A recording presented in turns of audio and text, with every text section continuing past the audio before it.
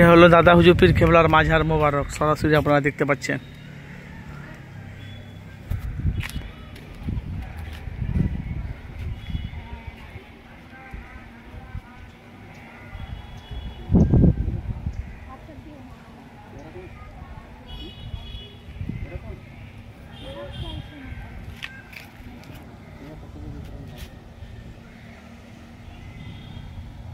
এটার ফুটফরা শরীফ দাদা হুজুর পীর কেবলার মাঝার মোবারক বড় দরবার। এটা দেখে বড় দরবারে সেই ভিডিও আমি আপনাদের কাছে তুলে ধরেছি। আপনারা দেখতে পাচ্ছেন মুর্শিদাবাদ মিডিয়া।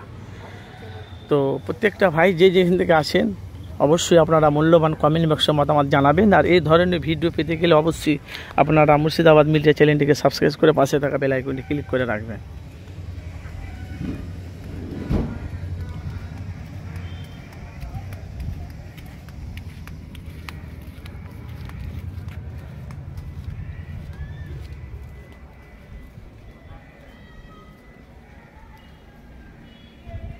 এটা হলো হুগলি ফুরফুরা শরীফ দাদা হুজুর পীর কেবলার মাঝার মোবারক। এই দেখেন।